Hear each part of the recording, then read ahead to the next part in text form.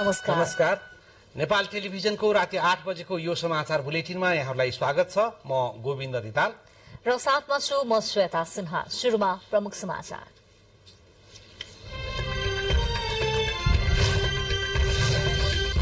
संसदीय दलको नेता बन्नका लागि नेपाली कांग्रेसभित्र गृह कार्य। नेता बन्न पार्टी सभापति देउवा सहित नेताहरू छलफलमा।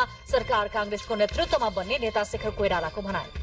मेलम्ची क्षेत्रको पुनर्निर्माण र खानेपानीको समस्या समाधान गर्ने प्रधानमन्त्री देउवाको प्रतिबद्धता। मेलम्चीको पानी चक्रपथ बाहिर पनि वितरण गर्न जनप्रतिनिधिहरूको माग। प्रतिनिधि सभाको अघिल्लो कार्यकाल सकिएसँगै दर्जनौं विधेयक निष्क्रिय। शून्य अवस्थामा पुगेका विधेयकमाथिको लगानी र समय सबै व्यर्थ। महाकाली नदीमा आफू खुशी तटबन्ध नबनाउन सरकारले भारतलाई सचेत बनायो। एकतर्फी निर्माण र नेपाली नागरिकमाथिको ज्यादतीबारे कूटनीतिक नोट।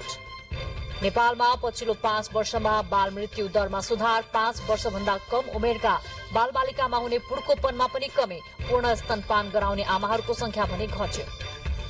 युक्रेनमाथि रुसद्वारा पटक पटक क्षेप्यास्त्रको वर्षा। 8 साताको बीचमा गरिएका आक्रमणबाट युक्रेनी जनजीवन प्रभावित। हालैका दिनमा क्षेप्यास्त्र नहानिएको रुसी दावी। र जारी विश्वकप फुटबलका अन्तिम 16 2 खेल हुँदै आज स्पेनले मोरक्को तथा भोलि बिहान स्विजरल्याण्डले पोर्चुगलको सामना गर्ने। विश्वको नजर कीर्तिमानी रोनाल्डोमा।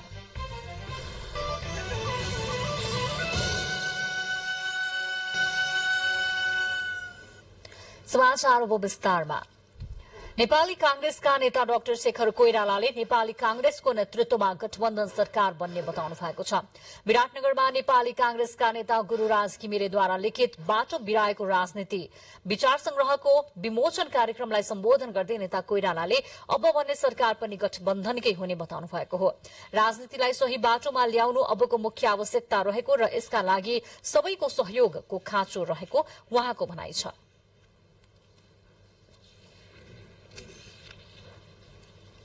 नेतृत्वमा सरकार बन्छ, त्यसमा ढुक्क हुनुस् तपाईहरु। त्यसमा कुनै चिन्ता गरिरहनु पर्ने आवश्यकता म देख्दिन।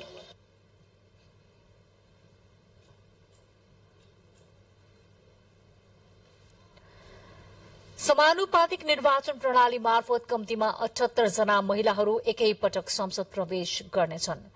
मंसिर 4 गते सम्पन्न निर्वाचनबाट प्रत्यक्ष निर्वाचन प्रणाली मार्फत 9 जना महिलाहरू मात्र निर्वाचित भएकोले समानुपातिक निर्वाचन प्रणाली मार्फत संसद प्रवेश गर्ने महिलाको संख्या बढ़ी भएको छ।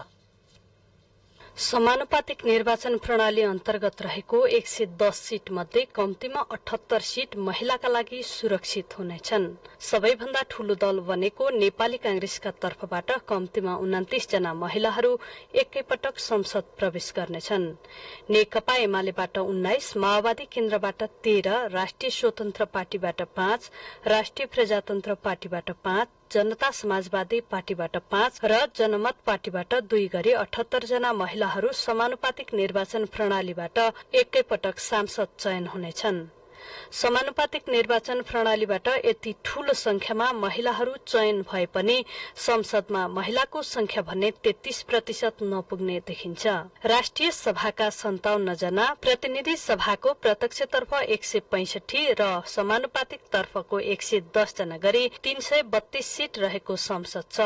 कुल संख्याको 33% मान्ने हो भने कम्तीमा पनि 110 जना महिलाको संख्या हुनुपर्ने कानूनी व्यवस्था छ। तर राष्ट्रिय सभामा रहेका 19, प्रत्यक्ष निर्वाचन प्रणालीबाट जितेर आएका 9 र समानुपातिक निर्वाचन प्रणालीबाट संसदमा पुग्ने 78 गरी जम्मा 106 जना मात्र सांसद महिलाको संख्या हुनेछ।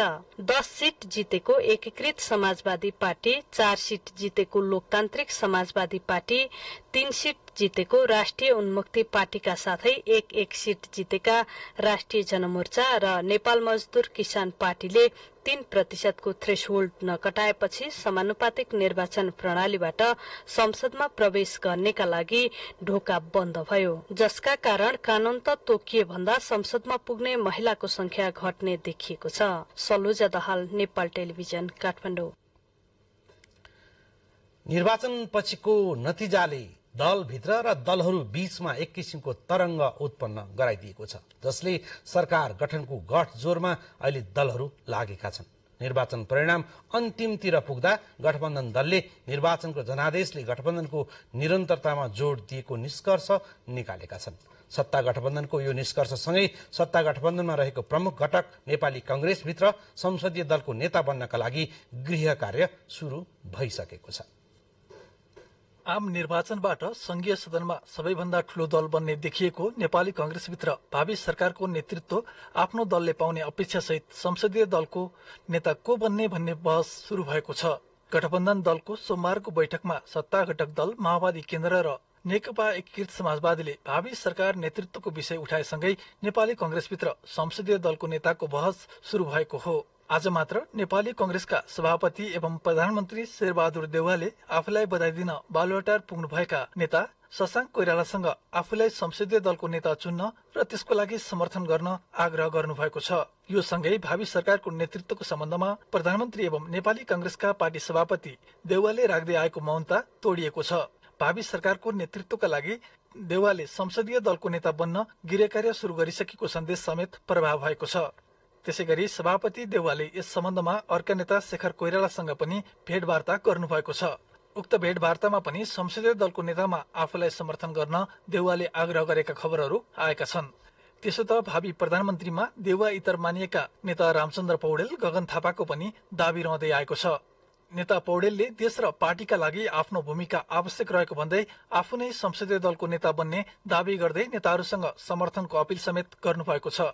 त्यस्तै यता महामन्त्री विश्वप्रकाश शर्माले अर्का महामन्त्री गगन थापालाई संसदीय दलको नेता बनाउन आफू समर्थक भएर उभिने यसअघि नै बताइसक्नु भएको छ। त्यसो त आफ्नो दलको मात्र बहुमतको सरकार बनाउन सक्ने अङ्कगणित नेपाली कांग्रेसलाई प्राप्त भएको छैन। निर्वाचन परिणामले संसदको ठूलो दल र सत्ता गठबन्धनको प्रमुख घटक बन्ने भएपछि कांग्रेसले प्रधानमन्त्रीमा दाबी गर्नु स्वाभाविक भए पनि संविधानमा संसदीय दलको नेता बन्नै पर्ने बाध्यकारी व्यवस्था छैन।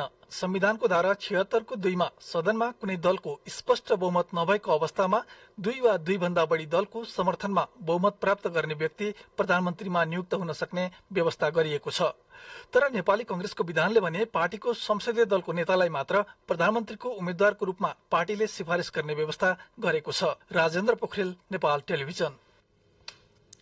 निर्वाचनपछि सबैभन्दा ठूलो दल बनेको नेपाली कांग्रेसमा संसदीय दलको नेता चयनका लागि सुरु भएको गृह कार्य स्वाभाविक भए पनि गठबन्धनका दलहरू बीचको आन्तरिक राजनीतिले पनि यसमा प्रभाव पार्ने पक्कै छ। त्यसो त सत्ताभन्दा बाहिरै बसेर र नयाँ दलको रूपमा उदाएका दलहरू पनि कस्तो किसिमको रणनीति बनाउन लागेका छन् त भन्ने विषयमा आज हामीले समाचार तयार पारेका छौं। पहिलो पटक निर्वाचनमा भाग लिएको राष्ट्रिय स्वतन्त्र पार्टी मुलुककै चौथो ठूलो दल बनेको छ। नेपाली कांग्रेस, एमाले, माओवादी केन्द्र लगायतका दलहरू सरकार गठनको जोड घटाउमा लागिरहँदा राष्ट्रिय स्वतन्त्र पार्टीले भने कार्य समिति बैठकपछि मात्र सरकारमा जाने वा नजाने निर्णय लिने बताएको छ। गठबन्धन सरकार निर्माणका लागि प्रतिनिधि सभामा प्रतिनिधित्व गर्ने नयाँ दलहरू राष्ट्रिय स्वतन्त्र पार्टी, जनमत पार्टी र नागरिक उन्मुक्ति पार्टीको समर्थन कसलाई हुन्छ भन्ने विषय यति बेला आम चासोको विषय बनेको छ। डाक्टर सीके राउतले नेतृत्व गरेको दल जनमत पार्टीले सत्ता गठबन्धनसँग सहकार्य गर्ने संकेत गरिरहँदा यता रवि लामिछानेले नेतृत्व गरेको राष्ट्रिय स्वतन्त्र पार्टीले भने भावी सत्ता समीकरण निर्माणमा कसलाई साथ दिन्छ वा प्रतिपक्षमा रहन्छ भन्ने विषय अझै स्पष्ट परेको छैन। मतदाताहरूले आफ्नो दललाई मूलधारका ठूला राजनीतिक दलहरूको विकल्पको रूपमा स्थापित गरिदिएकोले सरकारमा जाने वा प्रतिपक्षमा रहने भन्ने विषय पार्टी कार्य समितिको निर्णय र राजनीतिक दलहरूसँगको छलफलपछि मात्रै तय हुने पार्टी प्रवक्ता डाक्टर मुकुल ढकाल बताउनुहुन्छ। हामीले जनतालाई वाचा गरेका छौं यो कुरा प्रयोग गर्छौं भनेर, त्यसमध्येमा हामी सरकारमा सहभागी हुँदै गर्दा या सरकारमा सहभागी नहुँदा पनि समर्थन मात्रै गर्दा पनि कस्तो हुन्छ स्थिति, एजेन्डामा रहेर दलहरूसँग छलफल गर्ने गरी हामी अगाडि बढ्छौं र त्यो छलफलले दिने निचोडले मात्रै हाम्रो आगामी यात्रा तय गर्नेछ। राष्ट्रिय स्वतन्त्र पार्टीले भावी सत्ता समीकरणमा कुन किता लिन्छ भन्ने प्रश्न नभइरहेको बेला कतिपयले भने राष्ट्रिय स्वतन्त्र पार्टीको राजनीतिक वैचारिक लाइन नै स्पष्ट नभएको धारणा राख्ने गरेका छन्। पार्टीमाथि देखिएका यी आशंकाहरूको निवारण अब केही दिनमा बस्ने पार्टीको केन्द्रीय समितिको निर्णयले नै तय गर्नेछ। प्रतिनिधि सभाको प्रत्यक्षतर्फ 7 सीट जितेको छ। यस्तै समानुपातिकतर्फ 11,30,000 बढी मत ल्याएको छ। समानुपातिक मत हेर्दा यस दलले 14 सीट ल्याउन सक्ने देखिएको छ। क्यामेरामा सुरेन्द्र आचार्यको साथमा मानवी बानिया, नेपाल टेलिभिजन, काठमाडौँ। संसदीय राजनीतिमा पहिलोपल्ट उदाएको दल भएकै कारणले पनि राष्ट्रिय स्वतन्त्र पार्टीको आगामी नीति चासोको विषय हुनु स्वाभाविक हो। समाचार क्रममा अब केही बेर विज्ञापनको पालो। विश्रामपछि अब बाँकी समाचार। प्रधानमन्त्री शेरबहादुर देउवाले मेलम्ची क्षेत्रको पुनर्निर्माण गर्न तथा खानेपानीको समस्या समाधानका लागि सरकारले आवश्यक निर्णय लिने बताउनु भएको छ। काठमाडौँबाट प्रतिनिधि सभामा निर्वाचित नेपाली कांग्रेसका नेताहरू प्रकाशमान सिंह र प्रदीप पौडेल लगायतका जनप्रतिनिधिले बुझाएको ध्यानाकर्षण पत्र बुझ्दै प्रधानमन्त्री देउवाले मेलम्ची क्षेत्रको विषयमा चाँडै निर्णय लिइने बताउनु भएको हो। मेलम्ची खानेपानी आयोजनालाई दीर्घकालीन रूपमा अघि बढ़ाउन सरकारले पहल गर्ने प्रधानमन्त्री देउवाको भनाइ छ।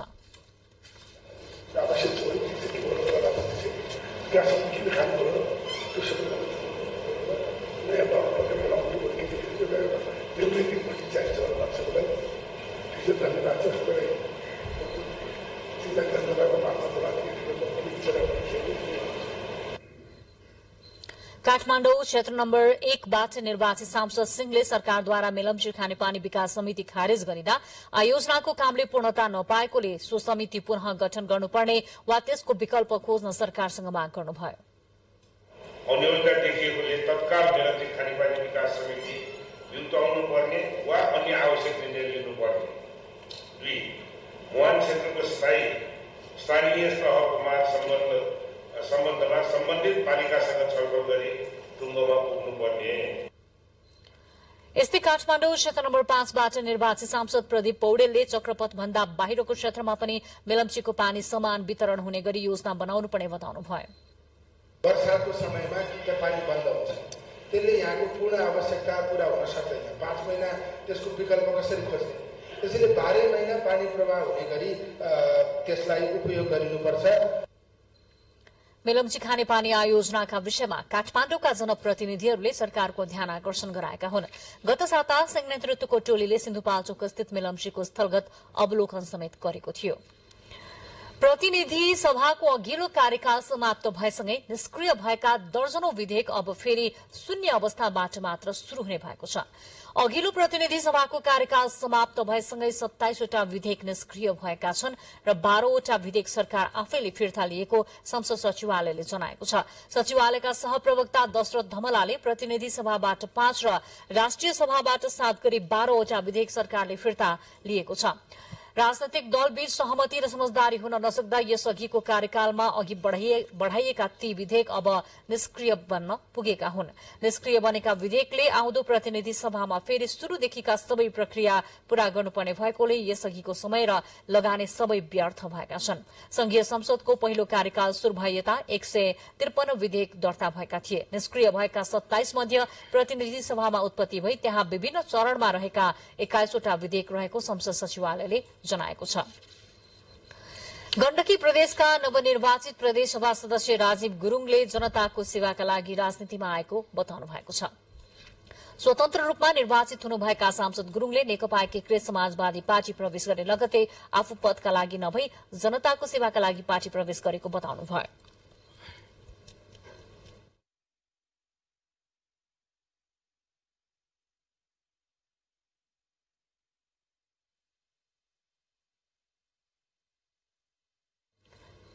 नेकपा एकीकृत समाजवादीद्वारा आज आयोजित स्वागत कार्यक्रममा सांसद गुरूङले यस्तो आफ्नो धारणा राख्नु भएको हो। अब हेर्नुहोस्, मुख्यमन्त्री तपाईँले दियो भने मलाई काम छैन, त्यसको लागि एक्सपिरियन्स चाहिन्छ। मुख्यमन्त्री भनेको मान्छेले घरमा बसेर चाहिँ म देश यो बनाउँछु त्यो बनाउँछु भने जस्तो होइन। मुख्यमन्त्रीको मैले एक्सपिरियन्स मसँग छैन भने तपाईँ सबैले दिनुभयो भने मलाई चाहिँदैन। उहाँले अबको राजनीति एकीकृत समाजवादी पार्टीबाट नै गर्ने र समाजवादीबाट अलग भएको दिन राजनीतिबाटै विदा लिने बताउनुभयो। मुख्यमन्त्री पदका लागि पार्टी प्रवेश गरेको हल्ला निराधार भएको र आफू मुख्यमन्त्रीको दावेदार नभएको पनि सांसद गुरूङको भनाइ थियो।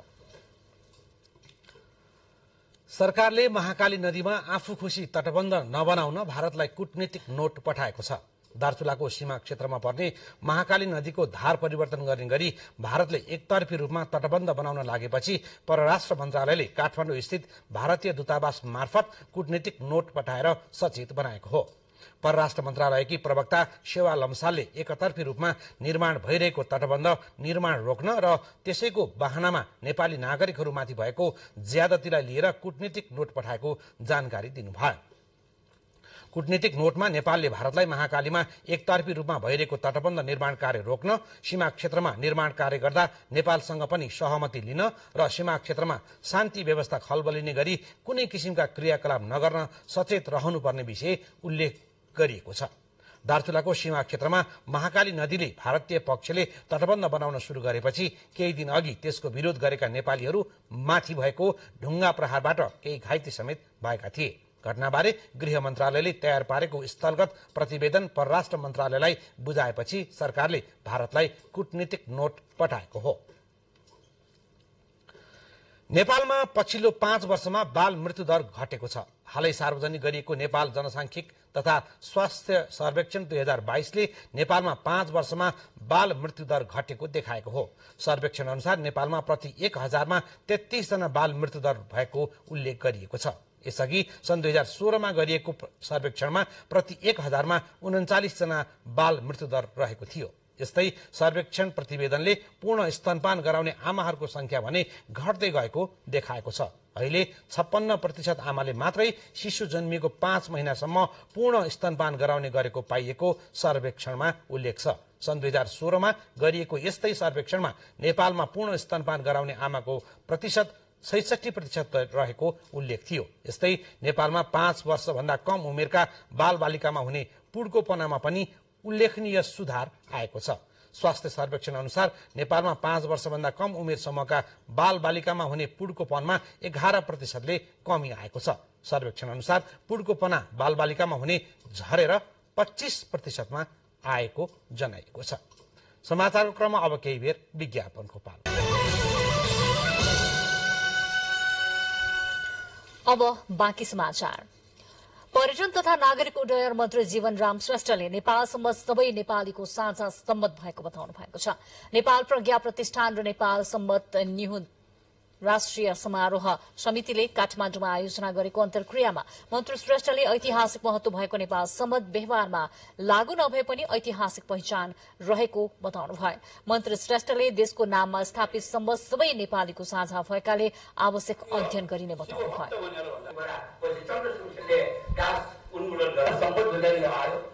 र पछि गएर यो नेपाल सम्म कोही कसैको विशेष एउटा समुदायको मात्र हो कि अथवा कुनै एउटा चाहिँ नि पुराणको मात्र हो कि भन्ने खालको जुन खालको एउटा चाहिँ नि कोणहरूबाट टीका टिप्पणी हुने गरिरहेका थिए। तर यो खालको विद्युत एउटा चाहिँ नि सभाबाट छलफलबाट यसलाई वास्तवमा यस्ता खालका कुराहरूलाई चाहिँ नि स्पष्ट बनाउने कामहरू पनि हुन्छ। कार्यक्रममा प्राध्यापक डाक्टर त्रिरत्न मानन्दरले नेपाल सम्बन्धको सैद्धान्तिक आधार तथा व्यवहारिक पक्ष र प्राध्यापक डाक्टर पुरुषोत्तम लोचन श्रेष्ठले शंखदर साखुवा र नेपाल सम्बन्धबारे कार्यपत्र प्रस्तुत गर्नुभएको थियो। औपचारिक प्रयोग नगरिने नेपाल सम्बन्धलाई बीपी कोइरालाको मन्त्री परिषदबाट राष्ट्रिय सम्बन्धका रूपमा घोषणा गरिएको थियो। नेवार समुदायमा चाडपर्व, रीतिथिति लगायत जन्मदिन जस्ता धार्मिक सांस्कृतिक कार्यमा नेपाल सम्बन्धको चन्द्र मासिक गणनाको प्रयोग गरिन्छ। नेपाल प्रहरीका महानिरीक्षक धीरज प्रताप सिंहले अपराध नियन्त्रणका लागि कसैको दबाव र प्रभावमा नपरी काम गर्न निर्देशन दिनुभएको छ। जिल्ला प्रहरी कार्यालय ओखलढुङ्गाको भवन उद्घाटन समारोहमा बोल्दै प्रहरी महानिरीक्षक सिंहले आपराधिक गतिविधि रोक्न कड़ा रूपमा प्रस्तुत हुन मातहतका निकायलाई निर्देशन दिनुभएको हो। जनताको सुरक्षाका लागि जनअपेक्षा अनुरूप सेवा प्रवाह गर्नु नेपाल प्रहरीको मुख्य दायित्व भएको उहाँको भनाइ छ। कानूनको अधीनमा रही व्यावसायिक रूपमा काम गरेमा मात्र समाजमा शान्ति सुव्यवस्था कायम राख्न सकिने महानिरीक्षक सिंहको भनाइ थियो। कार्यालय ओखलढुङ्गामा कार्यरत समस्त प्रहरी कर्मचारीहरूमा जिम्मेवारी निर्वाह गर्न थप ऊर्जा हौसला थपिने मैले विश्वास लिएको छु। अब एकैछिन किसानका कुरा। धनुषाका किसानहरूलाई सिंचाइको समस्या भएको छ। देशको अन्न भण्डार तराई मधेसको धान पछिको दोस्रो मुख्य अन्नबालीको रूपमा गहुँ बाली पर्छ। गहुँ बाली लगाएका किसानहरूले पहिलो चरणमा मुस्किलले सिंचाइ गरेका छन्। सिंचाइका साधन र स्रोतको उचित प्रबन्ध नहुँदा बाली लगाउन समस्या भएको किसानहरूको गुनासो छ। आकाशे पानीको भरमा खेती गर्नुपर्ने बाध्यता अझै नहटेको किसानहरू बताउँछन्। जिल्लामा 40,000 हेक्टर क्षेत्रफलमा गहुँबाली लगाइने कृषि ज्ञान केन्द्र धनुषाले जनाएको छ। उता झापा जिल्लाका युवा किसानहरू पशुपालनतर्फ आकर्षित हुँदै गएका छन्। कृषि व्यवसायलाई दिगो र आमदानीमुखी बनाउन उनीहरूले सरकारसँग माग समेत गर्न थालेका छन्। स्वदेशमै केही गरौं भनेर लागेका युवाहरूले पछिल्लो समय पशुपालन व्यवसायलाई जोड दिन थालेका छन्। 13 वर्ष विदेश बसेर स्वदेशमा पशुपालनमा लाग्नुभएका गौरादर नगरपालिका वडा नम्बर 7 का सरोज कुमार वस्तीले विदेशमा जति कमाई घरमै बसेर गर्न सफल हुनुभएको छ। मैले विदेशकै बराबरै कमाएको छु जस्तो लाग्छ। संघीयता कार्यान्वयनसँगै कृषि ज्ञान केन्द्र मार्फत सरकारले किसानलाई अनुदान समेत दिँदै आएको छ। यस वर्ष पनि जिल्लामा 60 लाख बजेटको गाई ब्लक कार्यक्रम सञ्चालन गरिएको भेटरिनरी अस्पताल तथा पशु सेवा विज्ञ केन्द्र झापाका प्रमुख शीतल भट्टराईले बताउनुभयो। डेरी निर्माण गर्नेदेखि लिएर उहाँहरूको इच्छा अनुसारको कति किसान समेट्न सकिन्छ, कतिवटा बनाउने अथवा गाई खरिदकै कार्यक्रम यसमा चाहिँ ओपन छोडेको छ। उहाँहरूले के गर्न चाहनुहुन्छ त्यो हिसाबले बजेटको परिधिभित्र रहेर त्यस्ता खालका कार्यक्रम चाहिँ प्रपोज गर्नुभएको छ। त्यही हिसाबले हामी चाहिँ अगाडि बढ्दैछौँ। दूध र दुग्ध परिकारको बजार विस्तार हुन थालेपछि झापा जिल्लाका युवाहरूले पशुपालनलाई जोड दिन थालेका हुन्। गाउँघरमै चिस्यान केन्द्र सञ्चालन तथा दूधको अन्य परिकार समेत बनाउन थालेपछि पशुपालन व्यवसाय बढ्दै गएको व्यवसायीले बताएका छन्। बनाउँछ, एकैचोटि धेरै पकाउँछौँ। 100 लिटर 150 लिटर दुधको खुवा बनायो। त्यसैको पेडा पुष्टकारीहरू ललिपप बनाउँछौँ। विदेशबाट फर्किएका र स्वदेशमै केही गरौं भन्ने युवा पुस्ताहरू पछिल्लो समय कृषि व्यवसाय प्रति आकर्षित बन्न थालेका छन्। कृषि व्यवसायलाई दिगो बजार र आमदानीमुखी बनाउन सरकारले पहल गर्ने हो भने विदेश जाने युवाहरू स्वदेशमै केही गर्न थाल्ने उनीहरूले बताएका छन्। डिकेश लामा, नेपाल टेलिभिजन, प्रदेश नम्बर 1, झापा। यता स्याङ्जाका किसानलाई भने यति बेला सुन्तला टिप्न भ्याइ नभ्याइ छ। सो क्षेत्रका किसानहरूले वार्षिक 1.5 करोडसम्मको सुन्तला बिक्री गर्छन्। स्याङ्जाको पुतली बजार, मायाटारी, बैरघारी, सिसौसा लगायतका क्षेत्रमा सुन्तलाको राम्रो उत्पादन हुन्छ। अन्य खेतीको तुलनामा यसको उत्पादन दोब्बर हुने तथा बजारीकरणको समस्या नरहेको हुँदा किसानहरूको सुन्तला खेतीतर्फको आकर्षण पनि बढेको छ। यो वर्ष सुन्तला उत्पादन 20% वृद्धि भएको सुन्तलाको बिक्री समेत बढ्ने सुन्तला सुपर जोन स्याङ्जाले जनाएको छ। बुलेटिनमा समाचारहरूको क्रम जारी छ। यतिखेर बेला भएको छ प्रमुख समाचारको एकपटक फेरि। संसदीय दलको नेता बन्नका लागि नेपाली कांग्रेसभित्र गृह कार्य। नेता बन्न पार्टी सभापति देउबा सहित नेताहरू छलफलमा। सरकार कांग्रेसको नेतृत्वमा बन्ने नेता शेखर कोइरालाको भनाई। मेलम्ची क्षेत्रको पुनर्निर्माण र खानेपानीको समस्या समाधान गर्ने प्रधानमन्त्री देउबाको प्रतिबद्धता। मेलम्चीको पानी चक्रपथ बाहिर पनि वितरण गर्न जनप्रतिनिधिहरूको माग। प्रतिनिधि सभाको अघिल्लो कार्यकाल सकिएसँगै दर्जनौं विधेयक निष्क्रिय। शून्य अवस्थामा पुगेका विधेयकमाथिको लगानी र समय दुवै व्यर्थ। महाकाली नदीमा आफू खुसी तटबन्ध नबनाउन सरकारले भारतलाई सचेत बनायो। एकतर्फी निर्माण र नेपाली नागरिकमाथिको ज्यादतीबारे कूटनीतिक नोट।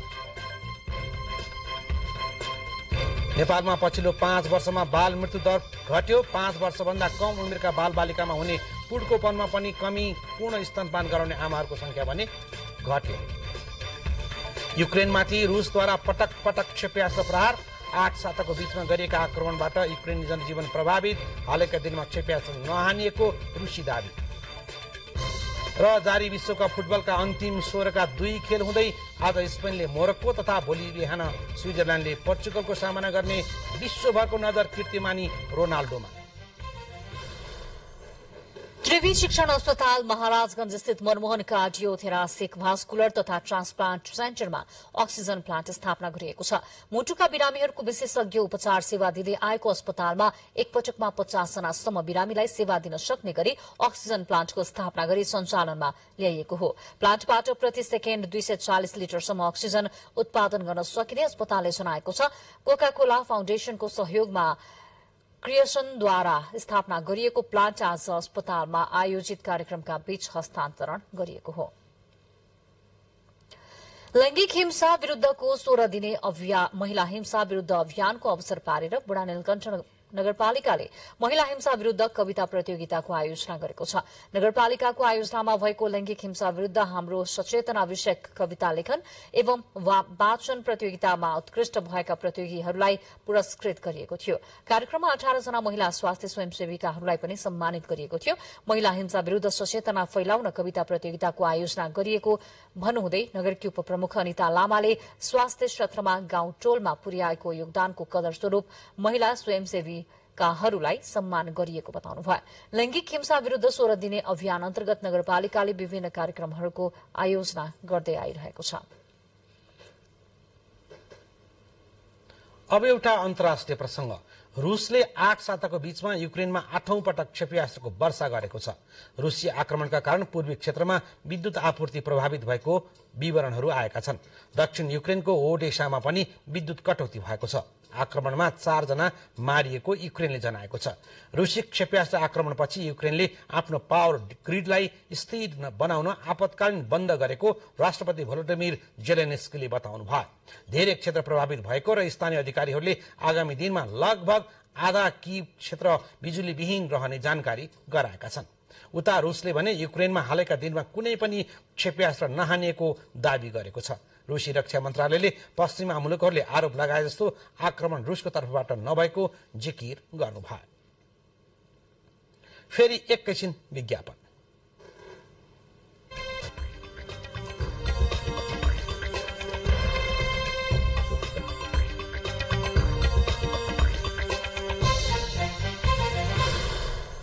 अब आर्थिक समाचार। कर्णाली प्रदेश सरकारले आर्थिक वर्ष 2079-80 को पहिलो चौमासिकमा कुल बजेटको 7.67% बजेट खर्च गरेको छ। चालू आर्थिक वर्षको पहिलो चौमासिकमा 2 अर्ब 50 करोड़ 2 लाख मात्रै खर्च भएको प्रदेश लेखा नियन्त्रक कार्यालयले जानकारी दिएको छ। विनियोजित बजेट मध्ये चालू खर्चतर्फ 1 अर्ब 46 करोड़ 36 लाख 63,605 रुपैयाँ अर्थात 11.10% बजेट 11.10% बजेट खर्च भएको छ। यस्तै पुँजीगत तर्फ 19 अर्ब 43 करोड़ 5 लाख 24 हजार विनियोजन भएकोमा सो बजेटको 5.33% मात्रै खर्च भएको कार्यालयले सुनाएको छ। सिलसिला आर्थिक समाचारकै छ। सरकारले प्रतिबन्ध लगाएका वस्तुहरूको आयात खोल्ने निर्णय गरेको छ। उद्योग वाणिज्य तथा आपूर्ति मन्त्रालयले यही मंगिर मसान्तसम्म प्रतिबन्धित वस्तुको आयात खोल्ने कि नखोल्ने भन्ने टुङ्गो लाग्ने जनाएको छ। विदेशी मुद्राको सञ्चित घट्न थालेपछि सरकारले कुरकुरे, कुरमुरे, लेज र यस्तै उत्पादन, चुरोट तथा सुर्तीजन्य वस्तु, हीरा, 32 इन्च भन्दा माथिका रंगीन टेलिभिजन, सबै प्रकारका खेलौना र तास, महँगा गाडी, मोटरसाइकल, मोबाइल तथा मदिरा लगायतका विभिन्न 10 वस्तुहरूको आयातमा रोक लगाएको थियो। सरकारले गत भदौमा कुरकुरे, कुरमुरे, लेज जस्ता उत्पादन, चुरोट तथा सुर्तीजन्य वस्तु, हीरा, 32 इन्च भन्दा माथिका रंगीन टेलिभिजन, सबै प्रकारका खेलौना र तासमाथिको प्रतिबन्ध खुला गरेको छ भने मदिरा, $300 भन्दा बढी मूल्यका स्मार्टफोन, जीप, कार र भ्यान र 150 सीसी भन्दा माथिका मोटरसाइकलको आयातमा अझै प्रतिबन्ध कायमै छ। विदेशी मुद्राको सञ्चितमा परेको दबाव केही कम भएको नेपाल राष्ट्र बैंकको तथ्याङ्कले देखाएको छ। राष्ट्र बैंकका अनुसार चालू आर्थिक वर्षको असोज महिनासम्ममा विदेशी मुद्राको सञ्चित 2.5% वृद्धि भएर 12 खर्ब 46 अर्ब 22 करोड़ रुपियाँ कायम भएको जनाइएको छ। आर्थिकपछि अब खेलकुद समाचार।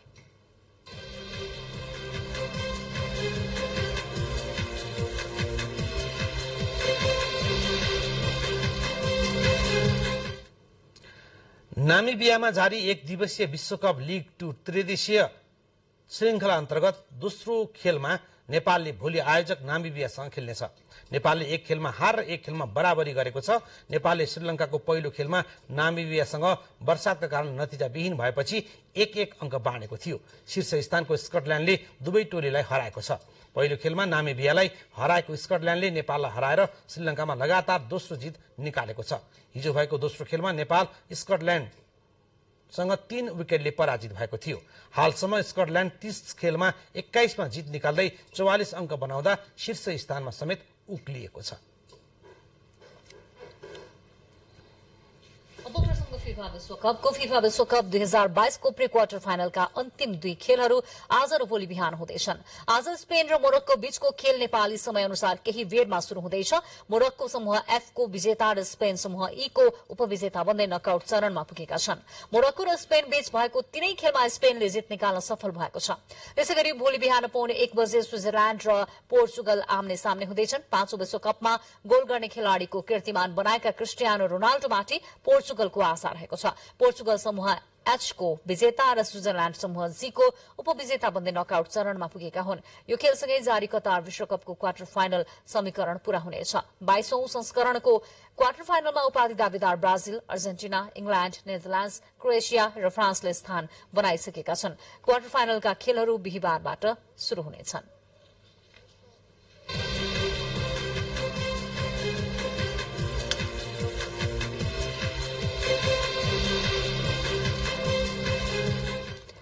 अब मौसम प्रदेश 1 गण्डकी प्रदेशका पहाड़ी भूभाग लगायत लुम्बिनी प्रदेशमा आज राति आंशिक बदली रही बाँकी भूभागमा मौसम सामान्यतया सफा रहने मौसम पूर्वानुमान महाशाखाले जनाएको छ। काठमाडौँमा आज राति न्यूनतम तापक्रम 6 र 8 तथा भोलि दिउँसोको अधिकतम तापक्रम 18 र 20 डिग्री सेल्सियसका बीच रहने अनुमान गरिएको छ। अब मौसम सम्बन्धी थप विवरण।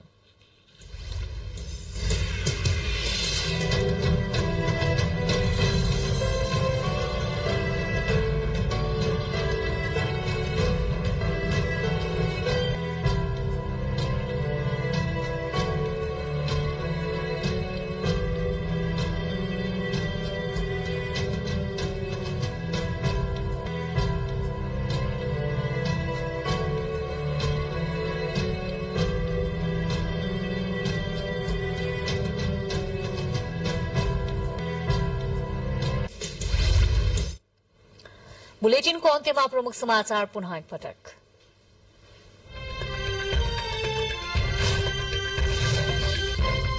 संसदीय दलको नेता बन्नका लागि नेपाली कांग्रेसभित्र गृह कार्य। नेता बन्न पार्टी सभापति देउवा सहित नेताहरू छलफलमा। सरकार कांग्रेसको नेतृत्वमा बन्ने नेता शेखर कोइरालाको भनाई। बेलम्ची क्षेत्रको पुनर्निर्माण र खानेपानीको समस्या समाधान गर्ने प्रधानमन्त्री देउवाको प्रतिबद्धता। बेलम्चीको पानी चक्रपथ बाहिर पनि वितरण गर्न जनप्रतिनिधिहरूको माग। प्रतिनिधि सभाको अघिल्लो कार्यकाल सकिएसँगै दर्जनौं विधेयक निष्क्रिय। शून्य अवस्थामा पुगेका विधेयकमाथिको लगानी र समय सबै व्यर्थ। महाकाली नदीमा आफू खुशी तटबन्ध नबनाउन सरकारले भारतलाई सचेत बनायो। एकतर्फी निर्माण र नेपाली नागरिकमाथिको ज्यादती बारे कूटनीतिक नोट। नेपालमा पछिल्लो 5 वर्षमा बाल मृत्यु दर घट्यो। 5 वर्षभन्दा कम उमेरका बालबालिकामा हुने पुड्कोपनमा पनि कमी। पूर्ण स्तनपान गराउने आमाहरूको संख्या पनि घट्यो।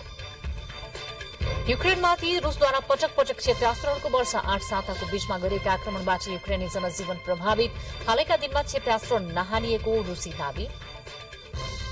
र जारी विश्वकप फुटबलका अन्तिम 16का 2 खेल हुँदै आज स्पेनले मोरक्को तथा भोलि बिहान स्विजरल्याण्डले पोर्चुगलको सामना गर्ने। विश्वको नजर कीर्तिमानी रोनाल्डोमा।